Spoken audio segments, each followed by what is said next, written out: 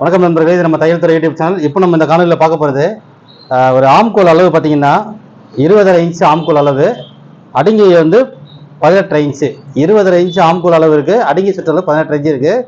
இவங்களுக்கு நமக்கு இந்த கேப் கைட்டு எவ்வளோ வைக்கலாம், 20.5 இன்ச்சு ஆம்கோலுக்கு இந்த கேப் கைட்டு எவ்வளோ வச்சு ஸ்லீவ் கட் பண்ணலாம், இதுதான் இப்போ நம்ம வந்து பார்க்க போகிறோம். கேப் கைட்னு வச்சோம் அப்படின்னா, இப்போ நீங்களாம் ஒரு கணக்கு எடுங்க. கேப் கைட்னா எப்படி ஒரு 3 வைக்கலாமா, 3 வைக்கலாமா? 20.5 இன்ச்சு ஆச்சே, அப்போ 4 கூட வச்சுக்கலாம், இல்லை 3.5 வச்சுக்கலாம். 4 சில பேர் ஒருத்தவங்க ஒரு கணக்கு சொல்லுவாங்க.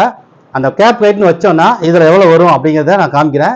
இப்போ நம்ம வந்து இந்த கேப் கைட் வைக்காம ஆம்கோல் அளவு, அடிங்கி சுற்றளவு இந்த கணக்கு நம்ம எடுத்திருக்கோம். இப்போ இதில் கேப் கைட் எவ்வளோ வருது அப்படிங்கிறத உங்களுக்கு காமிக்கிறேன், வாங்க பார்க்கலாம். இது பாருங்க, இப்போ நம்ம இதில் ஆம்கோல் அளவு நமக்கு சரியாக வந்துருச்சு, அடிங்கி அளவு நம்ம சரியாக வச்சுட்டேன். அடிங்கி அளவு அப்படின்னா நமக்கு வந்து 18லேருந்து ப்ளஸ் 1 இன்ச்சு ஆட் பண்ணி தான் நம்ம வந்து வைப்போம். அப்போ 19, ஆம்கோல் அளவு 20 நமக்கு வரணும். நீங்கள் வந்து அளந்து பார்க்கும்போது 20 கரெக்டாக வந்துருச்சு, 10.25 வந்துருச்சு, 20. இப்போ இந்த கேப் கைட்டு பாருங்க எவ்வளோ இருக்குது அப்படின்னு, 2.25 ஒரு பாயிண்ட். இதுதான் இதோட கேப் கைட்டா. ஸ்கேலில் கரெக்டாக எல்லு ஸ்கேல் கரெக்டாக வச்சுருக்கேன். இங்கே பாருங்கள், இந்த பாயிண்ட்டில் கரெக்டாக வச்சுருக்கேன்.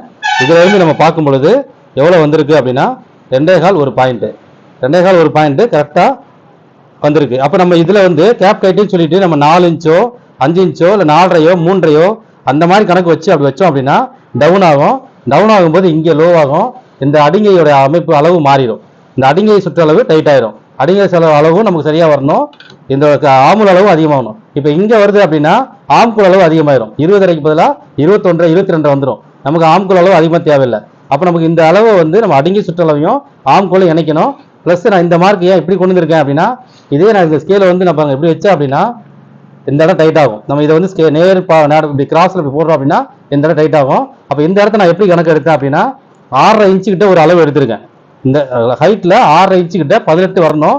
அப்போ 18னா ஒரு 1/2 இன்ச்சு நான் கூட வச்சு 18 வச்சிருக்கேன். ஏன்னா இவங்க வந்து தசை உள்ளவங்க, அப்போ கையெல்லாம் வந்து பருமனாக இருக்குது. அப்போ 1/2 இன்ச்சா இந்த இடத்த இருந்தால் தான் கரெக்டாக உட்காரும். அப்போ 18 இன்ச்சு வச்சிருக்கேன்.